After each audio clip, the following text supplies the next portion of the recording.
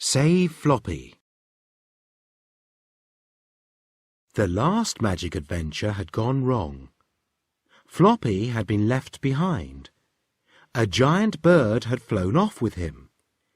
This was because a horrid genie had escaped from a bottle. "And it was all my fault," said Biff. "We've got to rescue Floppy," said Chip. "We must go back into the adventure." "But we can't make the key glow," said Biff. "I know," said Chip, "but we must try. We have to find a way to get the genie back in the bottle." Biff and Chip looked at the magic key. "Oh, if only it would glow," said Biff. Then the magic key did begin to glow. The magic took the children back into the last adventure.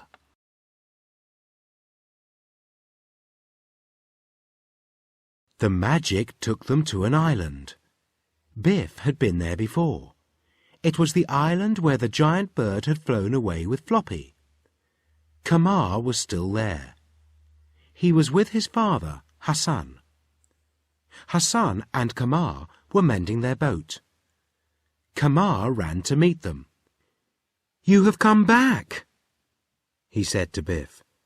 "Where have you been?" "You wouldn't believe it," said Biff, "even if we told you."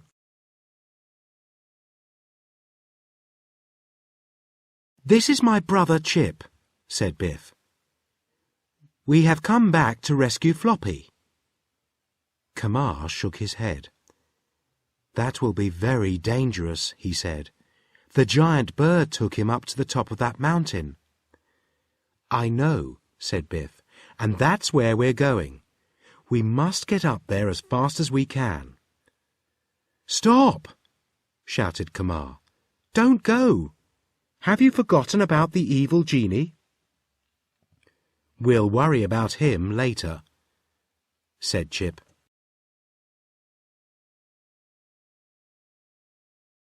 Biff and Chip went as fast as they could, but it was hard work.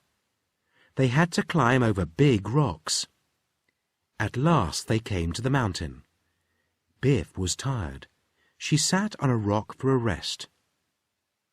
The mountain looked steep and rocky. "How can we climb up?" asked Biff. Then Chip found a dried-up stream. "Come on," called Chip. "This gully looks an easy way up."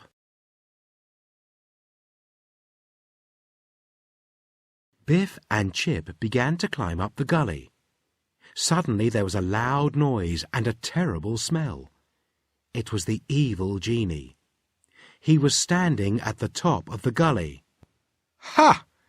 I can soon get rid of you!" he shouted. The genie clapped his hands. Water began to gush down the gully. Biff and Chip had no time to climb out. The water rushed towards them. "Quickly, Biff! Climb onto this rock and hang on!" shouted Chip. Biff and Chip hung on to the rock.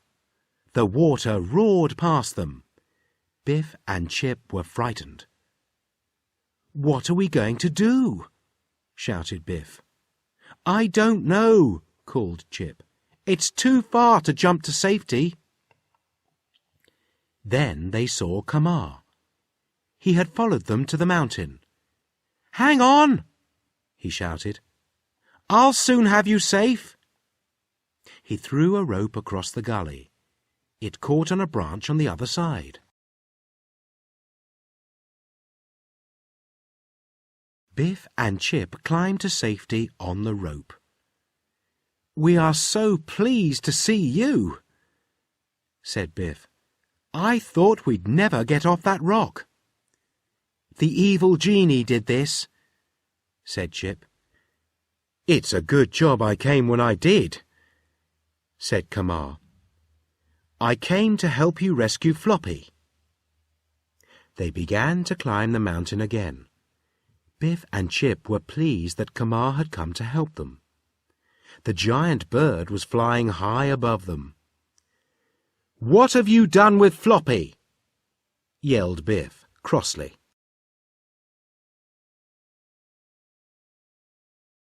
It took them a long time to get to the top of the mountain. At last they reached the nest of the giant bird. "Ugh," said Chip. "Look at all these bones. I hope the bird hasn't eaten Floppy." "Floppy!" called Biff. "Where are you?" Then they saw Floppy. He was fast asleep, and he had a contented look on his face. In front of him was a pile of bones. "Oh, Floppy!" said Biff. "Wake up!" Floppy woke up and wagged his tail.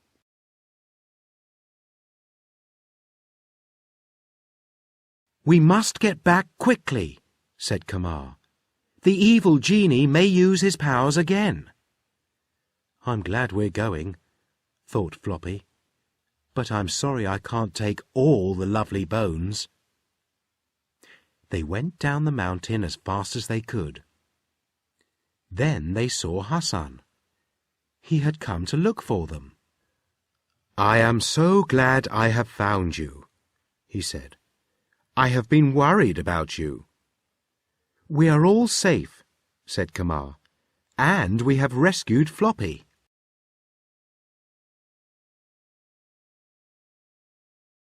Hassan was worried. He looked at Kamar.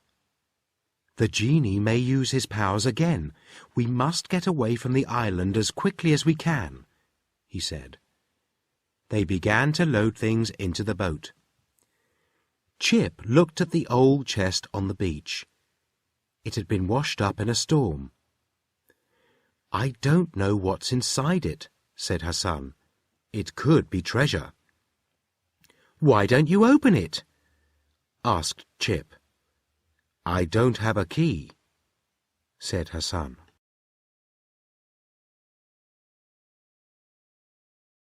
Chip had an idea. "Lend me the magic key, Biff," he said. He put the key in the lock and turned it. The lid of the chest sprang open. Everyone looked in the chest, but it was completely empty. Suddenly there was a crackling sound and a terrible smell of old burnt socks. The evil genie appeared. "Ha!" he shouted. "You have escaped my powers too many times.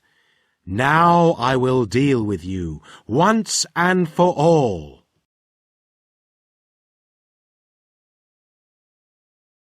Chip thought of a way to trick the genie. Quickly he shut the lid of the chest. "Why did you shut that chest?" asked the genie. "What is inside it?" It's something very valuable," said Chip. "Is it treasure?" asked the genie. "It's a lot more valuable than treasure," said Chip. The genie looked in the chest. "There's nothing valuable in here," he shouted. "Oh, but there is," said Chip. "You're just not looking hard enough." The genie bent inside the chest to look.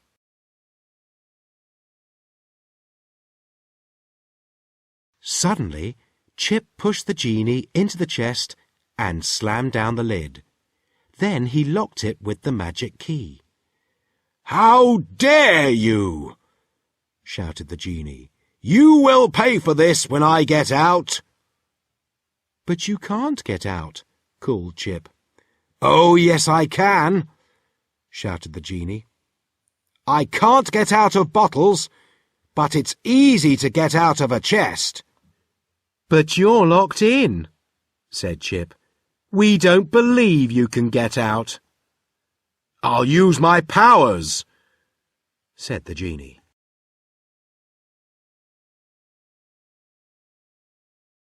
The genie made himself thin and started to slip through the keyhole. Chip held the bottle over the keyhole, and the genie slid into it. "He fell for my trick," said Chip. "I thought he would." Hassan and Kamar shook Chip's hand.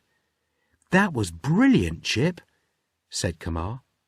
"The genie is safely in the bottle. Now we can all go home." "I'm glad it was all right in the end," said Biff. "And I'm glad Floppy is safe."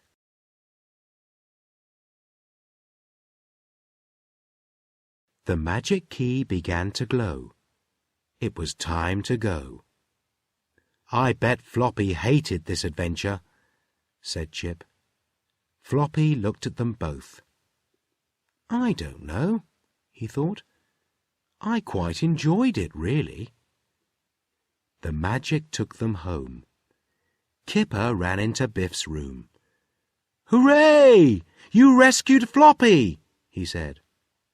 "What happened to the evil genie?" "We put him back in the bottle," said Chip.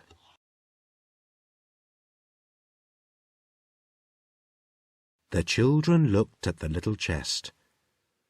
"I'm glad the bottle didn't come back from the adventure," said Kipper. Biff tried to lift the lid of the chest, but it wouldn't open. "And now the key won't fit," she laughed.